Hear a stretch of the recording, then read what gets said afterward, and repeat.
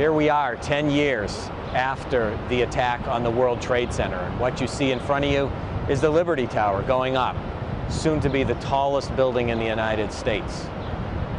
Well, this is a much more positive sight than what we saw 10 years ago. 10 years ago, September 11th, 2001, I, like thousands of other people working and living in Lower Manhattan, watched the attack on the Twin Towers with my own eyes, watched the towers fall with my own eyes, felt those towers fall. Something that I will never forget, and of course, it's an utterly tragic event for those who lost their lives and their loved ones. What I can tell you is 10 years on now, as these buildings rise from the ashes, is that there's been a great response by the people of New York, the people of the United States, and here in the insurance industry. Here we're talking about an event at the time, 10 years ago, which was the largest in world history, producing about $33 billion in insured losses. That's about $40 billion in 2010 dollars.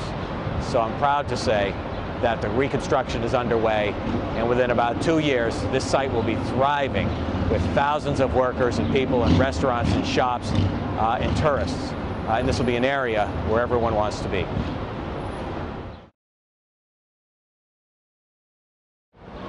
September 11th, 2001, a day that surely lives in the infamy of every American, but no less so in the annals of insurance.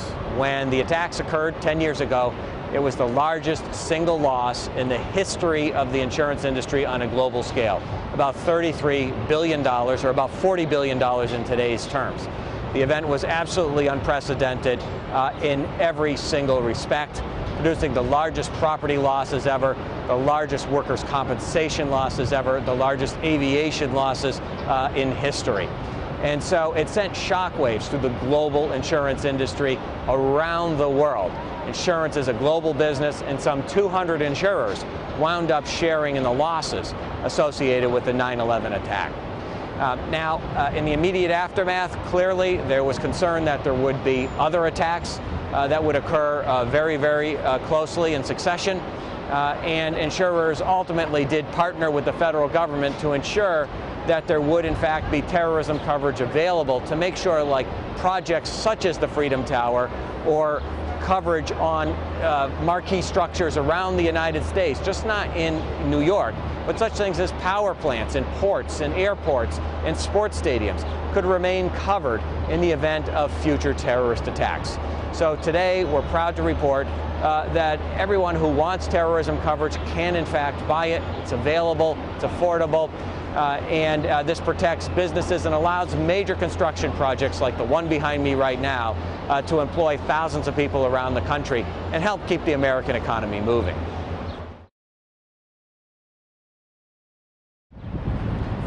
So where are we today in the insurance industry 10 years after the tragic events of September 11th, 2001?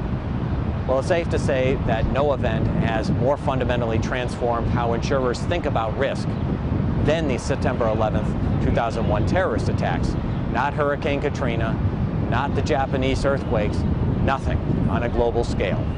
Insurers today look very carefully at the risks that they underwrite, particularly in major urban areas, as well as high-risk structures such as power plants, factories, shopping centers, ports, airports, sports stadiums all around the country. So we look at these very closely with respect to the propensity to be attacked, potential losses that are involved, not only in terms of damage to the structures, but to employees and to customers and individuals who might actually be on those premises. We're concerned, of course, that the attacks could be even larger than a September 11th event, and for that reason today, there is in place, at least through 2014, a public-private partnership, the Terrorism Risk Insurance Program, that's been in place, in fact, since 2003 with the federal government. So there would be a sharing of losses in the event of a very large-scale attack, whereas smaller attacks, the losses would be absorbed by insurers themselves. This is a very important program to maintain.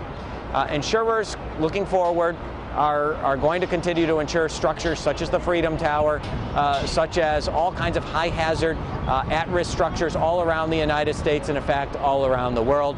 Nothing about that will change.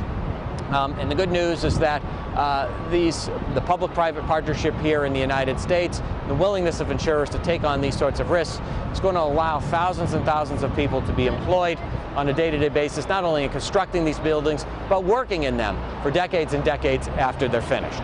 So I'd like to say that after 10 years, a lot has been learned, obviously, not only by the insurance industry, but by the American people, by the United States government, governments around the world, and that we'll continue to learn from this experience and continue to hopefully make the world a safer place.